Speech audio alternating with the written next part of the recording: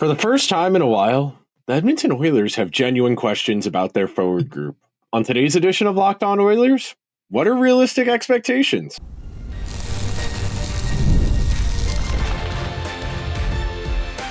You are Locked On Oilers, your daily podcast on the Edmonton Oilers, part of the Locked On Podcast Network, your team every day.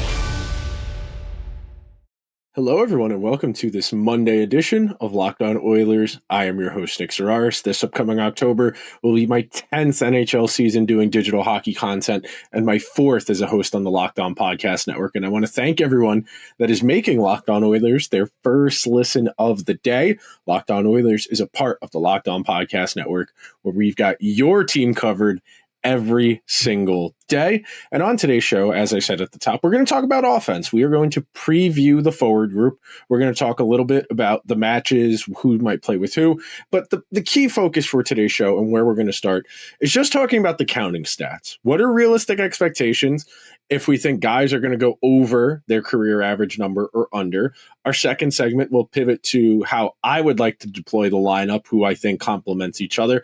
And then in our final segment, we'll talk about what it means for the Oilers to have this much uncertainty in their forward group, why they are banking on upside variance to be a key driver for any potential success. So to start things out, it's important to take the drop-down view. The Oilers have been a really good team for an extended period of time now.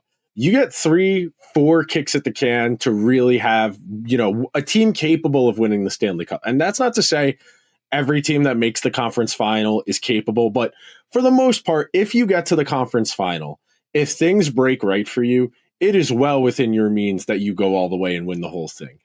But one of the perils of sustained success is eventually your bill comes due. Eventually, depth players don't want to be depth players anymore. Eventually, young, team-controlled players reach that middle of restricted free agency, or in the cases of some of the retread/projects like a Connor Brown or Corey Perry, they've rehabilitated their value and gone on to the open market and earn more than you could afford to pay them. So, in turn, the Oilers have had to get resourceful. They have had to get creative in assembling a forward group that has upside, and it has, frankly, quite a bit of uncertainty. And while I think uncertainty makes for great conversation, I think it's driven a lot of what we've talked about here. My everydayers of Locked On Oilers can attest. We've spent a lot of the summer focusing on Ike Howard, Matthew Savoie, David Tomasek, Curtis Lazar is worthy of a mention. And when you're talking about guys who have basically nothing to lose, that's where it starts to become interesting. Because last year, and before we start talking about the projections, I did want to get this point in. You could make an argument Vasily Podkolzin and Kasperi Kapanen were on their respective ways out of the NHL. Kapanen getting put on waivers, Podkolzin coming back to the Oilers in a trade to the Canucks, somebody who basically didn't play for the Canucks 2 years ago, that 23-24 season. And very well, if last year didn't go well as an Oiler, he could have been on his way to a European league, maybe even to the Russian league. And instead, he put together a really nice season. He earned Chris Knobloch's trust and respect, and it got him a role in the Oilers' top six for a good stretch of the regular season. And I'm not here to say Lazar, Mangiapane, Howard, or Savoie, Tomasek naturally slide into a similar role, but I'm saying the capacity is there. The potential for one of those guys to have a 10 to 15 goal season, which isn't a ton. 15 goals is not earth-shattering, but it counts. When we are talking about the depth requisite with winning a Stanley Cup, you need a lot of guys who can score 15, 10 goals. 10 goals in 82 games is not a lot. But if you have guys on your fourth line who are capable of contributing 10 goals, that generally means guys up your lineup are contributing 15 to 20 to 30 to 40 to 50. And that's really a sign of a strong offense. And look, we addressed this quite a bit last week, that the Oilers, they scored at a lower rate. Their power play was less efficient. They drew fewer power plays. They were a less dangerous offense than in years past. And it's created a bit of a, I won't say dichotomy, but it's created a weird feeling where the Oilers, who have generally in the McDavid Draisaitl ever profiled as an offense first rush offense, are being a bit more reserved. They're being relegated to the cycle a bit more. It's put them in a bit of a unique spot where maybe their first preference of how they would like to play isn't necessarily best equipped for the talent they have. So I'm going to click on over to my notes here. So I have a handful of forwards written down. And of course, for guys like Savoie, guys like Howard, and guys like Tomasek, there isn't an NHL average to use. So I went to hockeyreference.com and I took all of the forwards that are projected to be on the team this upcoming season, and I took their career averages. Of course, Tomasek, Howard, Savoie, they don't have career average goal totals. Savoie had a couple of NHL games last year. He doesn't have a goal yet. So his career average for an 82-game season is 0. So with that in mind, we're going to run through these relatively quickly. Leon Draisaitl's career average in goals is 41. I think he will go over that number, and I think he will be close to 50. Again, I think there's a good chance he could win the Rocket Richard if he stays healthy. Trent Frederick's career average is 13 goals. I think this is right on the money. I think if Trent Frederick has a good season, he's 15 goals tops. I don't think he's a 20-goal guy, unless he gets a lot of time with Connor or Leon. And maybe there's a world where Trent Frederick plays his way into the top 6 and effectively does serve as the Evander Kane facsimile, but I'm not so sure about that. I think 13 to 15 is right on the money. Adam Henrique's career average of 23, he will be well under that number. I would be surprised if Adam Henrique got to like 10 goals this upcoming season. Anything more than 10 feels like it would be a luxury. Zach Hyman's career average in goals is 29. I think he goes under this number. 29 is a significant total. The fact he's going to miss the first month of the regular season, the fact that they're working in a new power play coach, maybe the personnel is going to be different, somebody else in the nude spot. Maybe they opt to look a little bit differently as far as the looks they create, maybe a little bit less of the backdoor stuff that works so well for Hyman, but I think 29 is high. Matthias Janmark, 11. I think he goes under that number. He had a really hard time scoring last year in the regular season. I think that's a safe bet. Max Jones's career average in a regular season, in an 82-game season, is 9 goals. But Max Jones also has never played close to 82 games in a regular season, which is what's funny about that projection. The most Max Jones has ever played in a season is 69 games. And he scored 9 goals in that season, to be fair. But in 284 career games, he scored 32 goals. And over the course of an 82-game average, that does come out to 9. Max Jones will be under 9. Kasperi Kapanen's career average is 14 goals. 14 goals, I think, is right on the money. I think very similarly to Trent Frederick. If he has a good season, maybe 15 is the absolute max. I think Kapanen is somewhere between 10 and 15. I feel very certain in that. I think especially if he's playing on a third or a fourth line, I just don't think there are going to be nearly as many opportunities to put up offense. You got to remember, Kasperi Kapanen did get a nice bit of run playing with Leon for stretches of last season. Curtis Lazar's career average is 7 goals in 82 games. I think that's right about where he should be. I think if the Oilers have a good season as a team, I think that would trickle down throughout the lineup. I think someone like Lazar scores 10 if the Oilers have a good season, but I think 7 is a great estimate. Andrew Mangiapane's career average is 20. He's under this. I think he comes in somewhere between 10 and 15. I think he will start the year alongside one of McDavid or Draisaitl. I think as the season goes along, there will be spurts. I think he will have individual good weeks, but I don't think we're going to see anything close to the Mangiapane of a couple years in Calgary, who pushed 30 and really drove that career average up. McDavid's career average of goals in a season, 82 games, is 42. I think he goes over this year. Last year, he was well under. He only came in with 20-something. I think McDavid, 45-ish goals. I think he and Leon put up really good counting stats on this year's team to make up for some of the questions throughout the lineup. Ryan Nugent-Hopkins' career average is 23. I think he safely comes in under that. I think largely we are seeing Nuge into a different phase of his career. I don't think the scoring touch is there. I don't think the opportunities, especially on the power play, are going to be there. I think Nuge comes in somewhere around 15 goals. Vasily Podkolzin's career average of 10, I think he goes over this. I feel pretty good that if Podkolzin and the Oilers have a good season in conjunction with each other, I think Podkolzin can very easily sniff that 15-goal threshold, especially if he gets to play with Leon a lot as like the designated forechecker for that line. I think there's a lot of capacity for offense there. And that brings us to Savoie, Howard, and Tomasek, whose career averages are all 0. So what I would say are realistic expectations if I had to make them up. I think Ike Howard scores 12 goals. I think Matthew Savoie scores, I'll say 10, and I'll give Tomasek 7 or 8. Now, those are not gaudy numbers, especially in the case of Tomasek. But if he is a consistent third or fourth liner, a little bit of offensive upside, that's a good outcome for a guy who only costs money. They didn't have to give up assets, European free agent. I think Howard will have a slightly more ups and downs in his performance than Savoie will, because I think Savoie's just a little more polished. He's got significant AHL experience. He's a little bit older. He's played against higher level competition. I think he's a bit more well-rounded as far as his game goes, whereas Howard is a bit more of a shoot-first guy. So we're going to take our first break of today's edition of Locked On Oilers. When we come back, I'm going to lay out how I would organize this forward group, what the lines would look like if I were behind the bench right after this. The NFL season is here, and FanDuel is making sure you're ready for kickoff with a can't-miss offer. Because right now, new FanDuel customers can get up to $300 in bonus bets if your first $5 bet hits, to use those bonus bets on the FanDuel app. I like using the FanDuel app because it makes that staying in the action easy. Or if you want to do your work ahead of time, like I like to do, you want to do your research, you want to talk to your friends, maybe you want to cook up a squad ride for a same game parlay, or if you're watching a game and you're starting to get a vibe, like maybe the Colts in their game against the Broncos yesterday, maybe the Panthers against the Cardinals.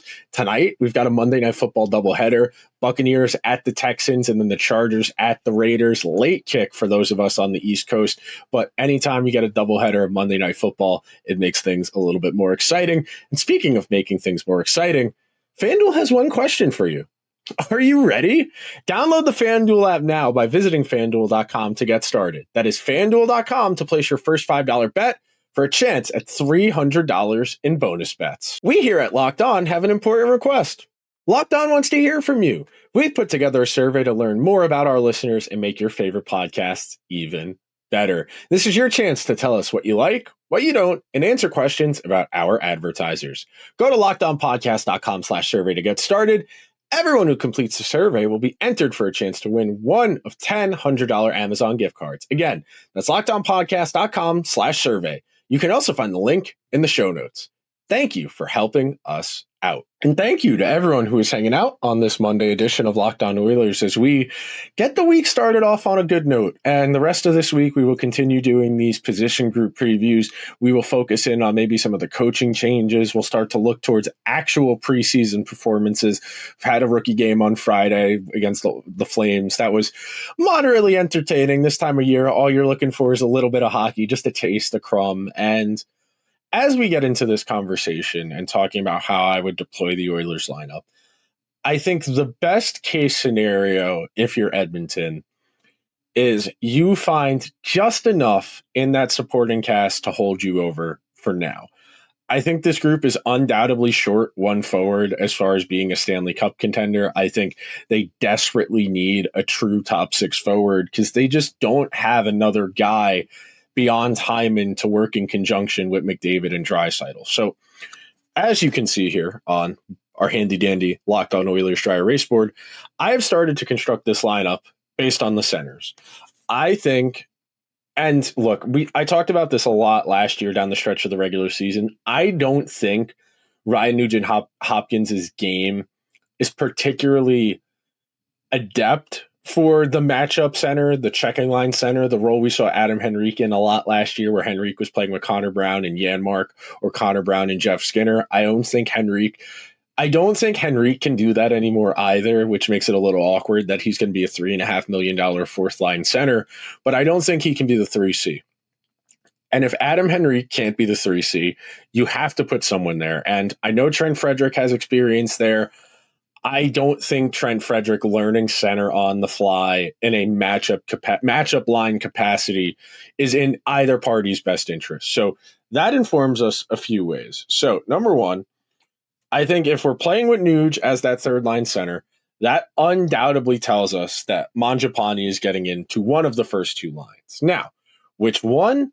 I can't answer that authoritatively, but right now we're assuming Zach Hyman's going to miss the first month of the regular season.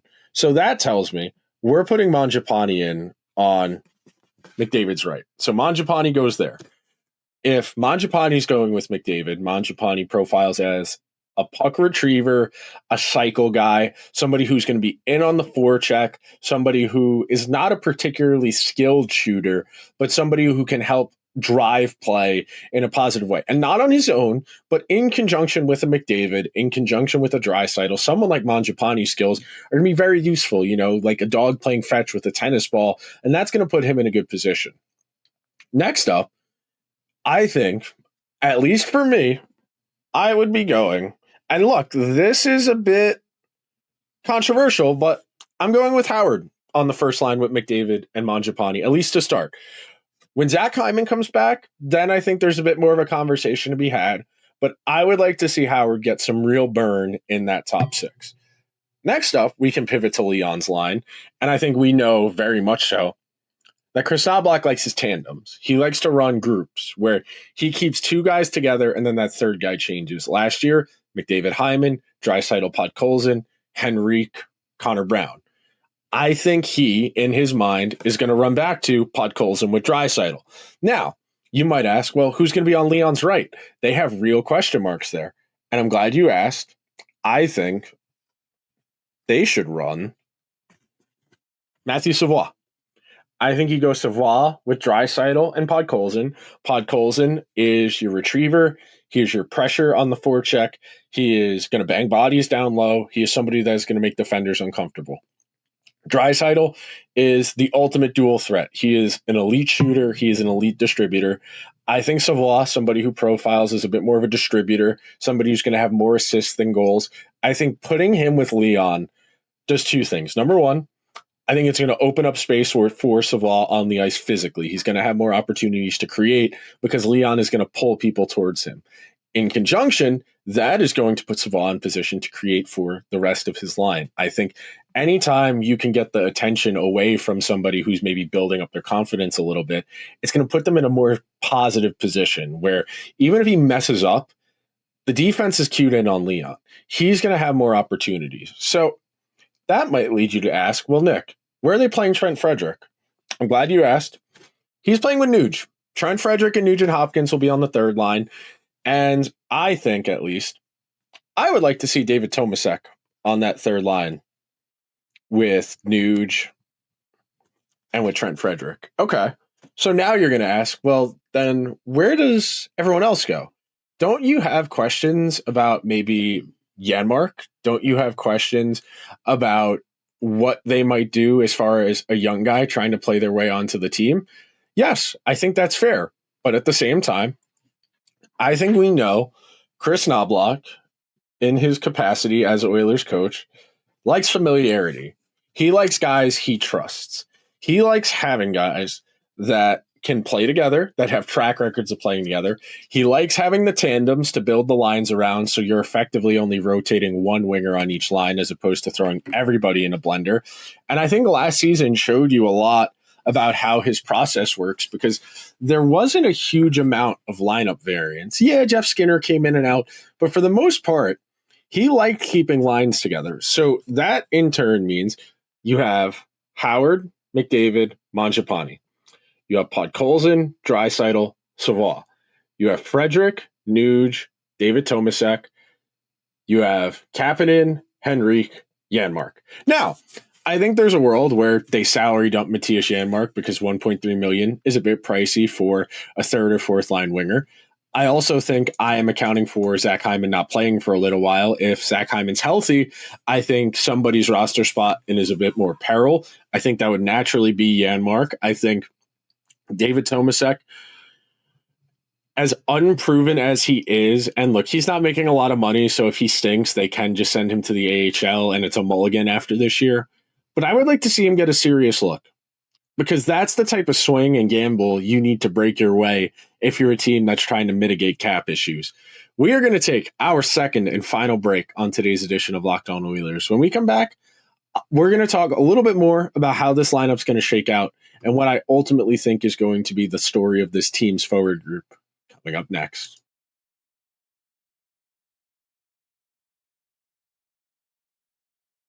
Thank you to everyone who is hanging out on this Monday edition of Locked On Oilers ahead of the third full week of September.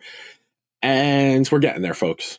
we will have preseason games to talk about relatively soon. And real quick, as an aside, I don't particularly care. I don't think you should particularly care. Now, I'm not saying you can't enjoy them. Don't watch. By all means, watch. Get a taste of hockey. I think it's hard to make serious takeaways in games where guys are not going full tilt. I think it is hard to get serious takeaways in games where non-NHL players are playing. So I would say take them with a grain of salt, especially the results, the outcomes. I think your biggest goal is getting through the preseason unscathed, no injuries, no aggravation of existing injuries. You think about last year, Darnell Nurse came into the preseason kind of dinged up, only played the last 2 preseason games, really struggled to find a sense of stability out of the gate. And it puts you in an awkward position because the preseason is more or less tuning yourself up. It's getting yourself ready. And it's hard to do that in a contact sport because guys are not going to risk it in games that don't matter.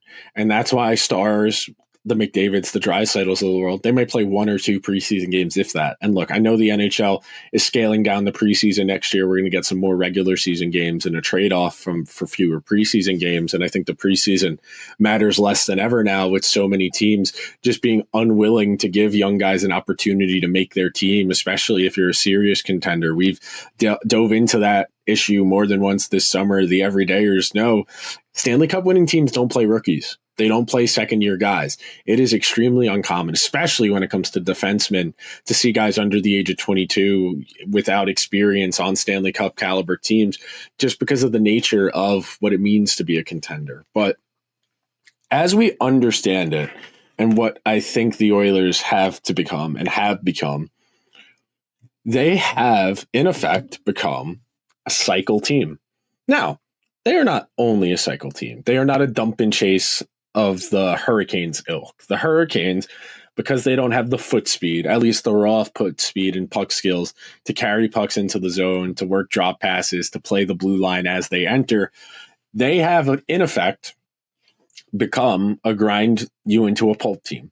They dump the puck down low, they go and win those battles, they get the puck to the point, and they start to go to work. They move the puck, they move their feet, they manipulate your defense, they try and make you make mistakes. And I think part of what makes that dangerous, and we talked about this quite a bit last week, when you are a good team and the lion's share of your games you can get by even if you're not playing well. And look, I generally regard that as a barometer of a good team. You know, if you don't play well and you still win consistently, generally speaking, you're a pretty good team. And yeah, you develop bad habits, and that's a real concern. I've definitely gotten on the Oilers in the past, especially last year when they were kind of middling down the backstretch of the regular season, not particularly urgently rushing guys back from injury, not stringing together good hockey. It felt kind of like running in place. There was no progress being made. And over the course of a season, your goal needs to be making incremental progress. Now, look, progress is non-linear. You're going to have good stretches. You're going to have bad stretches. And I think it's important to keep that perspective in mind, especially when, you know, the Oilers have gotten off to slow starts each of the last 2 regular seasons. I don't think it's out of the question you get another slow start. I think by nature, being a veteran team, a lot of guys who aren't going to play in the preseason or try particularly hard in the preseason, it's going to put you in a position where it might take a week or 2 to get up to game speed. But as a cycle team, you have to work harder, and your offense becomes less efficient.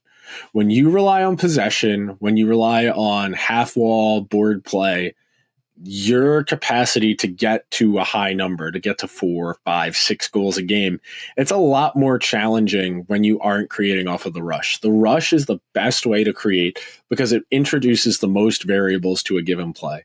When you are coming in off the rush, even if it's an even amount, even if it's 2 defenders against 2 attacking players, you still have the advantage of your speed. So even if your defender forces you to the outside, forces you to the wall, forces you to acquiesce possession of the puck, you've still gained the zone with speed. You have given the guys behind you, your trailers, time to catch up to the zone so that you can engage your forecheck. You have created the capacity to sustain offensive zone time. And look, it's a conscious strategy. The Oilers understand their team's deficiencies. They are not that fast of a straight line skating team.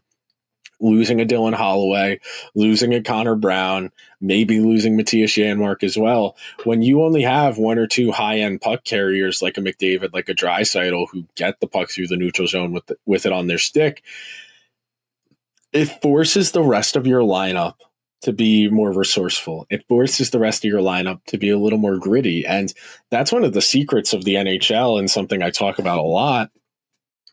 The reason skilled players don't play on the fourth line is because teams can't afford it. If there weren't a salary cap and you could ice Team Canada would not suddenly start to dress guys like Matt Rempe and Barclay Goodrow if there was no salary cap. If there was a salary cap. If they had to be strategic, you would still have a fourth line with good players. You would do Macklin Celebrini. You would have Connor Bedard. You would have cheap young guys to round out the lineup with skill. And I think it's one of the real philosophical, ideological differences. Not even ideological, because certain countries, Team USA, for instance, they look at the fourth line and say, a fourth line does one job. It is to cycle. It is to grind the game down. It is to be defensively responsible. It is to draw difficult matchups. And that's why they brought Brock Nelson, Chris Kreider, and Vincent Trocheck to the Four Nations last year. And I think Canada had a better idea. I think if you want to bring those defense-first guys, they also have to be able to contribute offensively. And look, I know Travis Konechny didn't play a huge role, but Travis Konechny is probably better than Brock Nelson, Chris Kreider, and I think him and Vincent Trocheck are comparable skill levels. I think someone like an Anthony Cirelli, who has probably not as much offensive ability as, say, a Kreider or a Brock Nelson, who have both been 30, 40 goal guys a couple times. I think Cirelli's so much better at defense than either of those guys. It's okay. He only scores, 20 to 30 goals as opposed to 30 to 40. And when you're in this position that the Oilers are going to be in, where it's going to be a bit more of a piecemeal offense, it leaves me a bit concerned that they're going to be a little more reliant on possession, controlling the game, and trying to break teams down. I think fundamentally, when you are getting away from speed, when you are getting away from skill, you are playing away from where hockey is at right now. And it's making it easier for opponents to defend you. If you're stuck to the walls, if you're stuck to the perimeter, if you're only settling for blue line shots from your defensemen, you're not creating dangerous offense. You're not drawing penalties. You're not putting defenders in conflict. You're not making the goalie move. And I do think that's become an issue at times, especially when they've played high-level opponents like Florida, who are so good about forcing you to the outside and really making you work. If you have to string together 8 or 9 passes off a cycle to be able to get one decent scoring chance, you're going to have to string together, 300 passes to get to 20 good scoring chances. And that's just not an efficient way to play hockey. That's why the rush is so beneficial. And look, I'm not saying there isn't merit to the way they play, especially in the bottom six. I think every team needs to have a little of both. I think that was what made the Oilers so successful against the Kings, the Stars, and the Golden Knights in the playoffs this past year. Was they had high-end guys doing dangerous offense. They had game control in their bottom six, and they weren't playing a lot of defense. But the Oilers have question marks in this group, especially if Zach Hyman can't start the season on time or is maybe only 70, 80% of himself. The Oilers are going to have some questions as far as this forward group goes. But that will just about do it for today's edition of Locked On Oilers. If you could be so kind, please subscribe anywhere you get your podcasts, over on YouTube. Hit the show with a 5-star review if you happen to be listening on Apple or Spotify. Be sure to check out Locked On NHL and Locked On NHL Game Night ahead of the start of the season to get everything you need to know ahead of 2025-26 in the hockey world. I will talk to you guys tomorrow, where we're going to talk about previewing the Oilers defense. Until then, let's go Oilers.